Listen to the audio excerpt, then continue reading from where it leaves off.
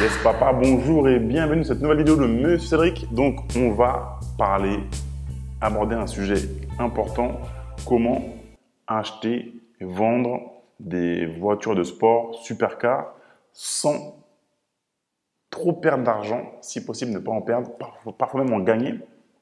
Donc juste petite précision, parce que dès que je parle d'argent, aïe, ça fait une exclandre, on est en France. Donc l'argent, nous, ça fait deux. Donc, dès que je parle d'argent, ça fait une exclandre. Donc voilà, là on va parler d'argent. Donc si vous, votre kiff, c'est de regarder des vidéos de voitures et de vous palucher dessus, vous masturber, juste regarder, vous voulez pas les conduire, mettez pause. Ciao. Si par contre, vous vous dites, attends, moi aussi j'aimerais pouvoir conduire ce genre de voiture, parce que honnêtement, entre vous et moi, c'est cool de regarder des vidéos. Moi aussi, j'en regarde beaucoup, hein, tous les jours. Je suis passionné par les voitures, donc je regarde des vidéos. Mais c'est encore plus cool d'être derrière le volant et de les conduire et de sentir quand tu as un V12 ou un V8 ou un V10 ou un flat 6 ou un V12 à l'avant qui te parle. C'est bien mieux de les conduire. Donc si vous, votre kiff, ce serait aussi de pouvoir les conduire ou d'en conduire davantage, alors regardez cette vidéo et restez avec moi. Parce que ce qu'il faut savoir, c'est que en l'espace de quelques temps, à peu près 2 ans, j'ai acheté pas mal de voitures.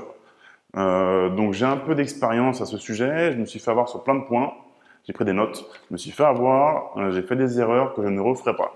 Là on voit quelques voitures que j'ai achetées, donc Ferruccio, il t'envoie une miniature quand tu achètes une voiture comme ça. Donc ça c'est la couleur d'origine, c'est un gris titan, donc un gris mat. Je l'ai acheté à Monaco celle-ci, donc c'est vraiment la config avec les jantes, les roues centrales, les trios orange, le passepoil orange, on voit sur le tableau de bord. Le passepoil, ce qu'il faut savoir sur les voitures de sport, c'est un terme de haute couture en fait. C'est un espèce de bourrelet qu'on fait en couture sur les tableaux de bord et sur le cuir. Et moi, quand j'ai acheté ça, c'était une de mes premières supercars et je ne savais pas ce qu'était un passepoil. Donc le vendeur de Monaco me dit, Arnaud, il me dit, oui, donc le passepoil, vous le voulez orange?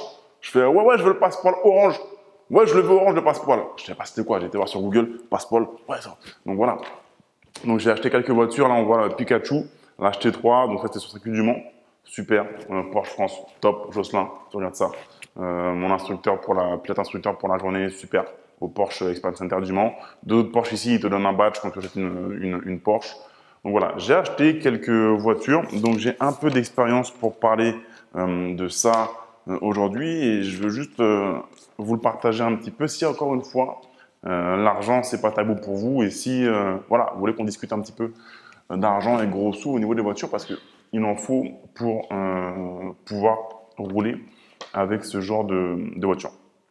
Donc, ce qui est intéressant, c'est qu'aujourd'hui, c'est vraiment une super ère pour pouvoir gagner de l'argent ou en tout cas ne pas trop en perdre avec les voitures.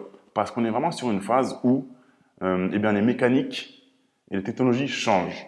Donc, vous savez, avec les anciennes Porsche, quand on est passé du refroidissement à air à refroidissement liquide, tous les puristes ont dit « Oh là là, c'est quoi ce scandale? Oh là là, oh là là !» Mais ça, c'était rien, ça. Par rapport au changement qu'il y a maintenant, c'était rien. Mais en tout cas, voilà, les Porsche qui ont un refroidissement à air ont maintenu une bonne cote. Il y a des gens qui ont gagné beaucoup d'argent ou en tout cas qui n'en ont pas perdu. Mais aujourd'hui, c'est bien pire que ça. Aujourd'hui, on passe de l'atmosphérique au turbo. On passe même du turbo à l'hybride et pire, de l'hybride à l'électrique. Si vous me suivez, vous savez que moi, je suis anti-électrique. C'est comme faire l'amour à un cadavre. Non, c'est froid, ça sort, c'est la morgue. Tu tires, toi, vous voyez la morgue, NCIS là. Tu tires le tiroir, un cadavre froid, tu y fais l'amour. Fais pas ça. Qu'est-ce que non, c'est bizarre. Non, tu veux que ça rugisse. Ça doit être chaud. Non, c'est ça qu'on veut. Et puis il y a ce côté un petit peu faux cul. Regarde, ma voiture elle est électrique, je suis écolo. Mais non, gros, parce que ton électricité vient du nucléaire ou du pétrole qu'on a brûlé. Donc c'est la même chose en fait. Enfin, non, il y a un truc, voilà, les batteries au lithium, comment on les recycle, on ne sait pas encore, on verra plus tard. Le lithium, il vient d'où? Non, on détruit la terre quand on prend le lithium. Non, donc il y a un truc un peu malsain, il n'y a pas de sensation, il n'y a pas d'émotion. Donc j'aime pas l'électrique, je le dis. Mais en tout cas, voilà, il y a plein d'ADN comme ça, des V12 Atmo, des Flat 6 qui sont en train de disparaître et on peut vraiment gagner de l'argent, ou en tout cas pas trop en perdre, en se faisant plaisir avec des vraies voitures, avec des architectures qui consomment du jus de dinosaure et qui nous font vraiment plaisir et des moteurs simples et qui provoquent vraiment beaucoup d'émotions. Et on est vraiment sur une super ère par rapport à ça. Maintenant, ce qu'il faut savoir, c'est que, attention, quand vous allez acheter une voiture, même une supercar, encore une fois, je vais dire des choses, des vendeurs de voitures neuves ne vont pas aimer, ceux qui revendent les voitures, des garages, des voitures d'occasion ne vont pas forcément aimer, ceux qui possèdent des voitures vont pas aimer aussi, parce que quand tu possèdes une voiture, je le sais, j'en ai, tu veux qu'elle maintienne une plus grosse cote possible, mais c'est pas le cas. Même mon Aventador S, elle a décoté énormément. Et ça, quand tu es propriétaire, tu n'aimes pas l'entendre. Maintenant, moi, je suis transparent. Donc voilà, je vais pas me faire avoir des copains comme d'hab dans cette vidéo. Mais c'est pas grave. On va dire ce qu'il y a à dire. Donc, une voiture, c'est un passif. Même une Ferrari. À part certains modèles, mais on va en reparler. Dès que ça sort du garage, une voiture, ça perd autour de 30%. Instantanément. C'est pareil pour une supercar. Sauf quand le modèle vient de sortir. Comme par exemple actuellement, là, on est début janvier, la Tributo n'est pas vraiment encore sur les routes. Vous voyez, donc si vous avez déjà la chance d'avoir une Tributo qui a été livrée par Ferrari, vous pouvez la revendre même 6 mois après au prix que vous l'avez acheté, parce que c'est encore une voiture qui est rare. Il y a des gens, si vous comprenez, c'est qu'avec les voitures, moi je me suis fait avoir, mais moi je suis un homme d'affaires. J'ai plusieurs entreprises, business en ligne, marketing digital, immobilier, textile, e-commerce. J'ai plusieurs entreprises. Et ce qu'il faut comprendre, c'est que, ce que vous devez comprendre, c'est qu'on achète par rapport à des émotions. C'est des émotions qu'on achète. C'est des émotions qu'on achète, ou en tout cas qui nous font acheter, passer à l'achat. Quand j'ai acheté ma première voiture assez puissante, c'était une BM F3335i, 306 chevaux, un twin turbo, c'est une super voiture que j'avais été chercher à Bordeaux, chez Brian Auto à Bordeaux, c'est une occasion. C'était en 2013, je crois. Et du coup, j'ai été à Bordeaux, j'ai vu la voiture en annonce, j'ai été la voir, j'ai pris le TGV, j'ai mis mes fesses dedans, j'ai mis le contact, j'ai roulé la voiture. Je savais que je la voulais. Je la voulais, j'avais kiffé la voiture. Et après, j'ai essayé, parce que je sais pas, elle m'a procuré des émotions. C'était ma première voiture assez puissante, 306 chevaux à l'époque. C'était waouh! Et j'ai kiffé. Et moi, elle m'a fourni beaucoup d'émotions. J'avais vraiment kiffé la voiture. Et après, j'ai essayé de rationaliser. Pour essayer de convaincre madame, ouais, mais tu sais, donc si on fait un bébé, tu vas être enceinte, c'est mieux s'il y a un 6 cylindres, il y aura moins de vibrations pour bébé, tu comprends? Bullshit! Je voulais la voiture. Je la voulais. J'ai eu un coup de cœur, émotion. Après, j'ai voulu rationaliser. Voilà, c'est du bullshit.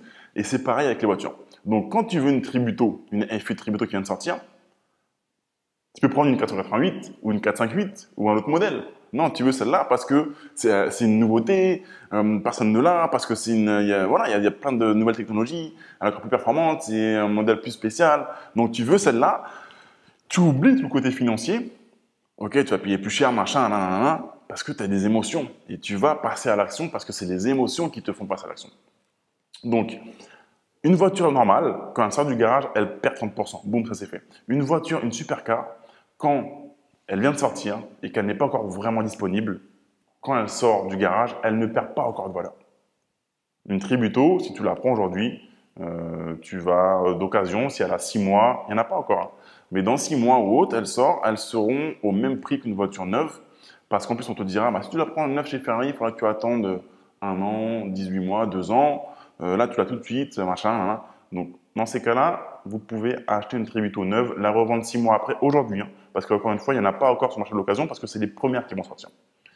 Alors là, l'écart, ça va se décaler. Ça ne va pas perdre 30% maintenant, ça va perdre 30% dans 6 mois, 1 an ou 2. Mais toutes les voitures, elles décotent. Sauf modèle d'exception et accord. Par exemple, vous prenez une F12 TDF, Tour de France, ça vaut quasiment 1 million d'euros. Mais c'est ce que ça vaut. Mais le vrai prix de la voiture, c'est ce que quelqu'un sera prêt à payer pour vous l'acheter, d'accord? Une Bugatti Veyron, par exemple, pareil, ça coûte autour d'1 million, peut-être 1,1 million autres. Et ça vaut, entre guillemets, si quelqu'un est OK pour t'acheter ta Bugatti 1 million d'euros. Et aujourd'hui, en ces temps de crise, entre guillemets, et crise sociale en France notamment, c'est pas sûr que tu vas trouver un mec qui va vouloir t'acheter ta Bugatti Veyron à 1 million. Vous voyez? Même Bugatti avec la Chiron, si tu veux une Chiron, tu vas chez Bugatti, ils vont te la vendre, ils en ont disponible. voyez. Et pourtant, c'est une voiture de dingue que tout le monde bave dessus. C'est une super voiture, très jolie. Bugatti Chiron, c'est waouh. Mais il y en a, vous voyez. Et c'est du neuf, mais tout le monde n'en achète pas tous les jours quand même. Donc, voilà. Les vendeurs vont dire que non, c'est bon, ça décote pas haute. Non, c'est faux, ça décote, puisque j'ai vendu ma Ferrari et j'ai perdu beaucoup d'argent. En l'espace de un peu moins d'un an, 8 à 10 mois, j'ai perdu 60 000 euros sur la voiture. 60 000 euros. Et je l'ai vendue, j'ai voulu la vendre vite pour couper, vraiment comme un garrot, pour couper le saignement, parce que ça allait continuer à descendre. Regardez, je vous montre un truc vite fait. Ce qui se passe avec la 488. Encore une fois, je suis un grand garçon, je savais que c'était un passif, que ça allait décoter. Je savais.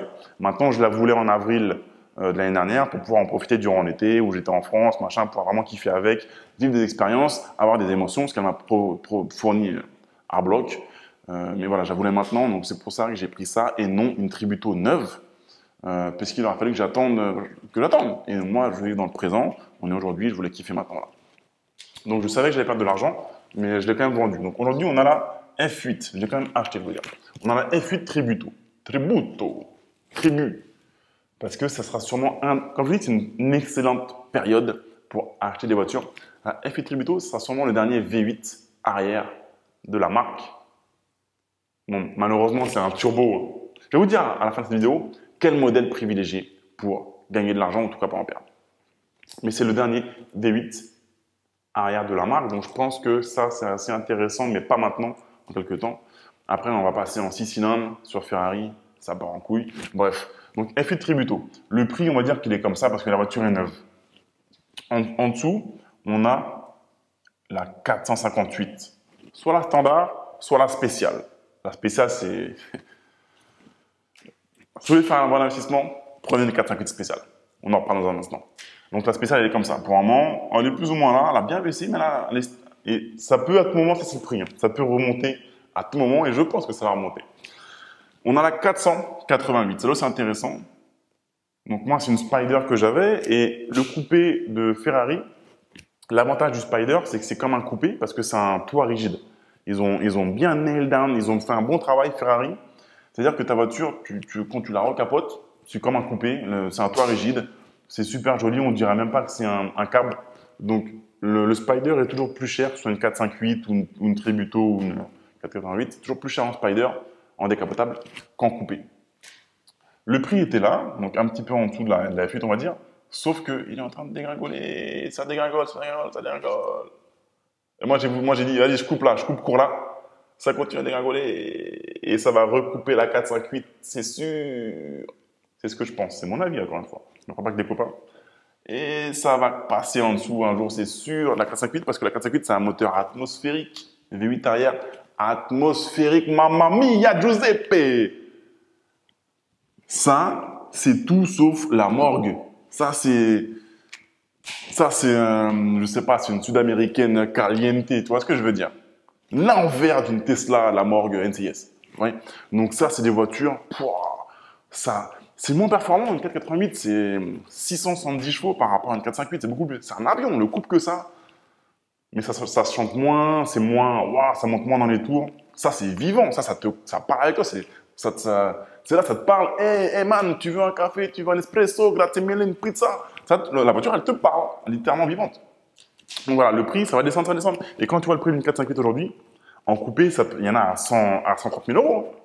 Vous regardez sur les moins chers, par contre, c'est le prix bas, plancher. Ça va remonter tôt ou tard. Une spéciale, c'est autour de 300 000 euros, c'est un super deal. Et celle-là, elle descend, donc j'ai préféré couper court là, parce qu'en plus, moi, j'ai des voitures, c'est pour les conduire, et comme actuellement, là, je ne vis pas en France, donc je ne peux pas la conduire tous les jours, donc je préfère couper court pour pouvoir acheter une autre Ferrari prochainement. Donc voilà. Donc voilà pourquoi j'ai essayé de la vendre, parce que même une 488, d'accord, eh bien ça décote énormément aujourd'hui. Et ça, voilà, je sais qu'il y en a qui n'ont pas aimé entendre ça, parce qu'il y a des gens qui sont propriétaires du 488, parce qu'il y a des gens, des garages qui les vendent, qui les revendent, et ils galèrent à les vendre, et ils disent à leurs clients, non, vous inquiétez pas, on va vous les vendre, vous inquiétez pas. Non, ça décote. Aujourd'hui, quelqu'un qui veut lâcher 250, 230, 220 000, 210 000 euros sur une 488, il n'y en a pas des masses. Vous voyez, ça décote énormément. Et croyez-moi, quand tu revends ta voiture, même une Ferrari, tu te fais négocier la gueule. Ça, je vous le dis ouvertement, Et ouais, quand tu es en tant que l'acheteur en face, lui, il est là, il teste, il sait que ça décote comme ça et il te négocie. Si tu es dans le besoin en mode oh, faut que je revende, t'es cuit. Moi, heureusement, cette voiture-là, je l'avais achetée cash, donc je n'étais pas prêt à la gorge à devoir revendre par rapport à un crédit ou autre. Mais il faut savoir ce genre de choses. Donc maintenant, là où en fait les constructeurs veulent nous la faire un petit peu à l'envers, c'est que à la base, quand tu achètes une Ferrari, eh bien voilà, attendez, la 488, elle a eu 4 ans. Elle a fait que 4 ans de service, ils l'ont déjà remplacée par notre modèle. Vous êtes sérieux? C'est pas un bon signal que Ferrari envoie à ses clients, parce que ta voiture, elle décote énormément. Quand tu sors un nouveau modèle, le modèle d'avant décote. C'est pour ça que j'ai pas voulu prendre un M5 compétition, parce qu'ils vont faire un facelift bientôt, et du coup, elle va décoter celle d'avant. Donc, elle a fait 4 ans, ils l'ont déjà remplacée par la Pista. La Pista qui fait 720 chevaux, je crois. Simplement parce qu'effectivement, il y a une compétition entre les constructeurs. McLaren a sorti la 720S, qui fait 720 chevaux. Et du coup, Ferrari, ils se sont dit, mince, ils ont sorti un modèle qui est plus puissant qu'un autre, qui fait que 670 chevaux, la 488. Et donc, du coup, ils ont dû surenchérir, je pense que c'est ça, hein, pour sortir un nouveau modèle. La Pista, qui est, la Tributo, qui est dérivée de la Pista, la Tributo qui fait 720 chevaux, parce qu'il fallait qu'ils remusclent un petit peu la gamme, quoi. Donc, du coup, elle n'a fait que 4 ans. Et ceux qui vont acheter une 488, malheureusement, ils ont perdu de l'argent. Et ils vont continuer à en perdre. La voiture décote. Donc, c'est dommage parce que avant, on était un peu protégé dans le monde, en mode, voilà, j'achète une Ferrari, même si ce n'est pas un modèle exclusif, eh ben, ça va quand même se maintenir à un minimum la cote. Maintenant, ça descend beaucoup. Donc, quel modèle on veut privilégier là aujourd'hui pour se faire plaisir et ne pas perdre trop d'argent. Et pouvoir rouler une voiture sans perdre de l'argent, c'est vraiment cool. Par exemple, Pikachu, la HT3, je la revends, elle est en vente actuellement, je vais acheter autre chose. Elle est au prix de vente, quasiment le prix que je l'ai acheté. Donc c'est cool, tu peux rouler la voiture, elle a quasiment 10 000 km, mais c'est une super voiture atmosphérique, flat 6, 4 litres. La voiture, elle n'a pas décoté. Ça, c'était une bonne affaire. Donc, qu'est-ce qu'il faut acheter? 911 atmosphérique. Parce que la 911, c'est une voiture mythique. Une 911 atmosphérique. Pas une 992. Hein. Ça, c'est un Dyson, c'est un aspirateur. Tu démarres un Dyson et tu démarres une 992, c'est la même chose, c'est le même bruit. Donc, ça, encore une fois, les marques sont très forts. Ils ont fait un lancement en Californie de la 992. Un super lancement, c'était top, c'était waouh. Au début, la voiture, il n'y en a pas beaucoup. Donc, elle est très recherchée, machin. Comme je vous disais, quand elle sort au début, il n'y en a pas encore, tu en as une. Tu peux la revendre quasiment le prix que tu l'as acheté. Mais aujourd'hui, on commence à avoir beaucoup de 992 et ça commence déjà à décoter. Surtout si vous prenez, par exemple, une 992 standard, ça décote vite. Donc, pas une 992, prenez une 911 Atmo. Donc, 996, 997, 991.1. La dernière Atmo. Là, vous allez pouvoir vous faire plaisir à un prix abordable et vous êtes sûr au pire de perdre seulement quelques milliers d'euros le temps que ça remonte ou autre parce que c'est de l'atmosphérique, c'est le dernier Platis, c'est une voiture mythique, la 911. Vous allez vous faire plaisir, ça va chanter, ça sera moins performant qu'une 992, ouais, mais honnêtement, après, on n'est plus à 50 chevaux près. Nous, ce qu'on veut, c'est des sensations, on veut du son et c'est ça qu'on veut, des émotions encore une fois. Donc la 92, elle est beaucoup plus performante, elle est très coupleuse, mais ça souffle, il y a moins d'émotions quand on la conduit, mais ça va très très vite. Mais vous allez perdre beaucoup d'argent avec la 92. Avec une Atmo, vous allez quasiment pas en perdre et avoir beaucoup de plaisir. Et la payer moins cher à l'achat. Donc il y a quand même des éléments intéressants. Une 458. Donc soit la normale comme on l'a vu, soit la spéciale. Une spéciale, tu peux avoir des 458 spéciales pour 270, 280 000, 300 000. Ça c'est top. C'est le dernier V8 arrière atmosphérique des Ferrari. Super voiture, ça chante, ça fait un bruit de Formule 1. Et par exemple, moi j'ai acheté ma 488, je l'ai acheté 280 000 ou 288 000, je ne sais plus. C'était le prix d'une spéciale. J'aurais pu prendre une spéciale. Aujourd'hui, j'ai perdu 60 000 euros sur la 488, j'aurais perdu 0 sur la spéciale. Vous voyez ce que je veux dire? Maintenant, j'ai pris la Spider parce que je voulais un Spider. Donc, si j'aurais pris une 458 spéciale à Perta, décapotable, là, c'est 700 000, 800 000, 900 000. Donc, c'était pas jouable dans mon budget pour cette voiture. Donc, voilà pourquoi j'ai pas pris une spéciale, parce que je voulais un décapotable. Mais honnêtement, peut-être que je regrette, j'aurais peut-être dû prendre une 458 spéciale. Là, pour le coup, j'aurais 60 000 euros, j'aurais économisé 60 000 euros. Et je pense que j'aurais même eu plus de plaisir à la conduire. Donc, à voir, je dis qu'il y a une autre Ferrari à venir. On verra ce que c'est. Après, effectivement, au niveau du multimédia et tout, la voiture a vieilli un petit peu. Mais si tu prends une bonne finition carbone, c'est du pur plaisir. Elle a quand même bien vieilli, je trouve, aujourd'hui, la 458. Donc, 458 normale ou spéciale. La normale, en Spider, elle est plus chère encore une fois. Mais en normale, vous pouvez en avoir à 130, 140, 150 000 km. Après, attention, il faut bien l'acheter dans un garage sérieux, avoir un bon track record de la voiture, voir le kilométrage aussi, pas trop élevé non plus, pas une voiture qui a 80 000 bornes. Et là, votre 458 à 150 000 euros, c'est bon. Vous la revendez dans 1, 2, 3, 4, 5 ans, vous n'allez pas perdre d'argent. C'est cool, c'est vraiment cool. F12. F12, super voiture, V12 avant de chez Ferrari, qui a bien décoté. Maintenant, on peut en trouver à moins de 200 000.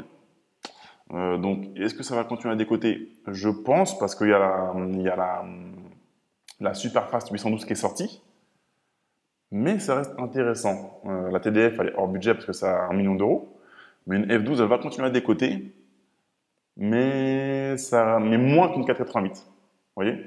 Et la 812 Superfast, j'adore cette voiture. Honnêtement, c'est sur ma liste. Super V12, moi j'adore l'atmosphérique et j'adore le V12. V12 avant, et il chante, c'est un des plus beaux bruits selon moi automobile aujourd'hui. Mais là, trop cher, c'est trop cher aujourd'hui. Parce que, mais ça commence à décoter. Regardez sur la centrale, ça commence à décoter. Donc je vais peut-être prendre une 812 d'ici un an quand elles seront autour de 280 000 euros. Ouais. Regardez le prix d'aujourd'hui et vous verrez dans un an. Même si ça, les gens vont pas aimer que je dise ça, parce que ceux qui en possèdent une, ils vont dire quoi? Non, elle vaudra pas ce prix-là, machin. Tu verras. Mon Aventador, que j'ai acheté à 440 000 euros début 2018 à Monaco, 440 000 euros. Aujourd'hui, ça doit coûter 300. Il faudra que je demande à Silver de moteur essence, mais je lui demanderai de ça. C'est une config full option, mais je pense que si j'en tire 350 000, je suis content. Honnêtement, je suis pas sûr. Parce qu'en plus, une Lambo, c'est pas tout le monde qui en veut. C'est une voiture rigide, boîte simple, qui te violente. Moi, c'est ce que je veux. Mais c'est plus dur à vendre qu'une Ferrari rouge. Donc voilà, la 812, super voiture, mais trop chère aujourd'hui. Je vais attendre qu'elle décote un petit peu. Vous allez voir. Une Pista. Les gars, n'achetez pas une Pista. C'est trop cher. Là, je suis sur la centrale. Modèle 2019, garantie 24 mois, 1700 km. 465 000 euros. Sérieux? Ne mettez pas 465 000 euros dans une Pista. Non, c'est trop cher. 425 000, 425 000, 424 000. Ah, c'est une super voiture. Regardez-moi ça, c'est sexy au possible, c'est un bonbon. Mais c'est trop cher. 420 000, 410 000, 409 000. Non, c'est trop cher. Ça va décoter énormément dans peu de temps. Regardez, c'est trop cher. 458 spécial. Est-ce qu'il faut acheter à crédit ou cash? Donc là, encore une fois, attention, pas me faire des copains. Les vendeurs, les garages vont vous dire, mais non, fais un leasing, tu vas payer avec ta boîte, machin. Le problème, c'est que c'est un passif. Un passif, vous savez, on a des actifs et des passifs. Un actif, ça prend de la valeur dans le temps. Un passif, ça perd de la valeur dans le temps. Un actif, ça vous fait gagner de l'argent. Un passif, ça vous prend de l'argent dans votre poche. Donc, si tu prends un crédit à la consommation, un crédit, un leasing ou autre, pour acheter un passif, le vendeur, il est content parce qu'il t'a vendu la voiture. Lui, il a touché son billet direct. La voiture à 450 000 euros, là. Tu prends un crédit, lui, il touche 450 000 euros de la banque ou de l'organisme de leasing. Lui, il s'en fout, il te l'a vendu. Après, c'est ton problème de devoir payer les 3 000, 4 000, 5 000 euros par mois de crédit. On ne veut pas prendre un crédit pour financer un passif. Ça, c'est une règle de base à respecter. À part si, effectivement, tu vas acheter un modèle d'exception qui, tu sais, va maintenir une valeur, ou alors, vraiment, exception, tu sais que voilà, c'est ta boîte qui fait du cash flow, ton entreprise qui fait de la trésorerie régulièrement tous les mois, et que tu vas pouvoir couvrir cette perte tout en sachant que tu auras une perte. On est des grands garçons. Par exemple, ma RS6, je sais que je vais me faire violer. J'ai fait une vidéo là où j'expliquais effectivement en plus l'écotaxe avait augmenté de 7 500 €. Donc on était à 20 000 € d'écotaxe. Je sais que je vais perdre beaucoup d'argent le jour où je vais la revendre. C'est une voiture que je compte garder quelques années. Je compte m'amuser avec, la préparer, wrap, ligne, peut-être une petite prépa ABT, à voir. Je ne promets rien là-dessus. Mais je sais que je vais perdre de l'argent. Mais je vais la garder quelques temps. Elle sera amortie, je l'achète cash. Mais je sais que je perds de l'argent. Mais encore une fois, il y a d'autres trucs à côté qui vont payer cette voiture. C'est cool. Mais soyez conscient de ça. Donc les gens vont vous dire, ouais, non, fais un crédit, fais un leasing. Mais regardez un petit peu c'est quoi l'intérêt des gens. Eux, ils veulent vendre la voiture. Ils vont dire de prendre un leasing parce qu'ils vont vous vendre la voiture. Mais vous, après, vous avez une dette, d'accord, assez élevée, avec des taux parfois élevés, pour un truc qui va perdre de la valeur. Donc, moi, mon conseil à moi serait d'acheter les voitures cash, si vous êtes en mesure de le faire. En tout cas, des bonnes affaires, comme une 458 ou autre, où vous savez que vous allez pouvoir garder une valeur de la voiture. Après, il y a d'autres voitures comme une R8 par exemple, un V10. Le problème, c'est qu'ils ont sorti plein de modèles sur une R8, V10 Plus, machin, atmosphérique, triptonique, double embrayage. C'est cool, c'est un moteur Atmo en voie de disparition, donc c'est rare, c'est cool, les gens adorent ça, mais c'est une Audi. Et une Audi décotera toujours plus qu'une Ferrari, vous voyez, ou une Porsche, qui sont des marques vraiment qui maintiennent une bonne valeur et qui sont assez liquides. Une Audi A8, ça décote quand même. Donc voilà, moi, mon conseil serait vraiment d'acheter les voitures cash si possible, en leasing vraiment si vous savez que vous allez perdre de l'argent et que votre entreprise, elle vous permet de faire de la trésorerie, du cash flow qui va vous permettre de payer cette voiture, ce jouet, ce passif, parce qu'on veut aussi se faire plaisir dans la vie.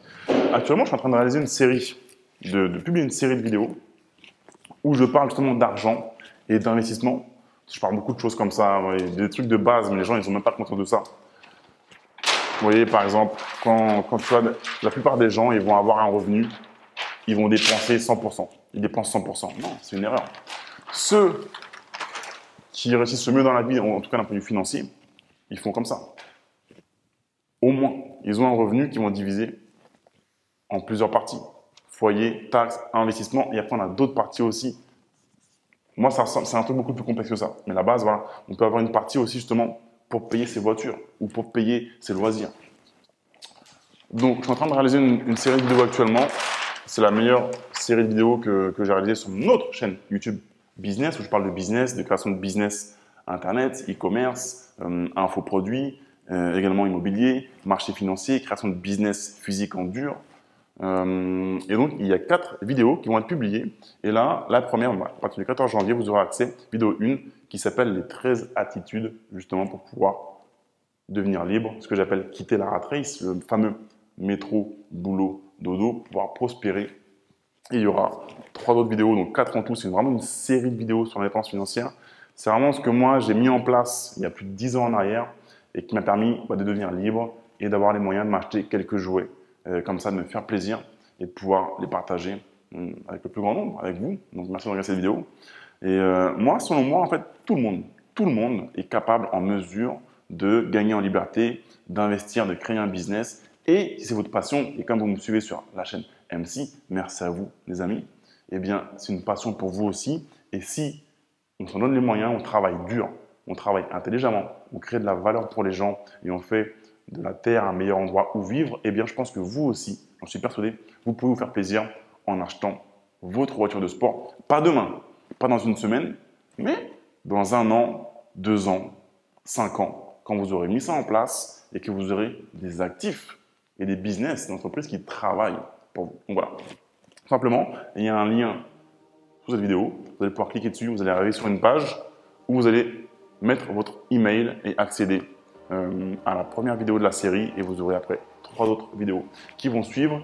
Et dans cette série, vous aurez plein de cadeaux, comme par exemple ce tableau. Vous allez recevoir ça en PDF. Vous n'allez pas tout voir maintenant parce que vous allez devoir le voir dans les vidéos suivantes. Donc il y a plusieurs modes. Voilà, indépendance financière, fast track, 0 de revenus passifs en mode survie. Quoi faire pour passer sur la case d'après? Vous aurez accès à ça. Ça, vous le verrez plus tard. Vous aurez accès aussi dans la vidéo 2 à un résumé où vous allez voir 4 piliers d'enrichissement, parce que selon moi, il n'y a que 4 piliers qui permettent vraiment de gagner de l'argent, de prospérer de manière honnête, encore une fois. Donc, vous allez voir ça dans la vidéo. Parce que souvent, quand on me voit arriver avec ma Lambo, par exemple, On me dit, ouais, mais t'es un joueur de foot ou t'es un dealer. Non, non, je suis un entrepreneur, chef d'entreprise, plusieurs boîtes. Voilà. Merci d'avoir regardé cette vidéo. Encore une fois, c'est une superbe ère aujourd'hui pour réaliser des bons coups et des bons deals dans les voitures. Ne pas perdre trop d'argent, c'est cool. Et se faire plaisir, vivre la passion qu'on a. Et encore une fois, si vous voulez voir cette série de vidéos qui s'appelle Quitter la rat race, une série de vidéos que j'ai réalisée sur l'indépendance financière, ça une fois par an et c'est maintenant, c'est toujours en janvier, début d'année, eh bien, cliquez sur le lien ci-dessous, vous aurez accès à cette série de 4 vidéos qui est, selon moi, la meilleure série de vidéos que j'ai réalisée sur mon autre chaîne YouTube où je parle de business. Ciao!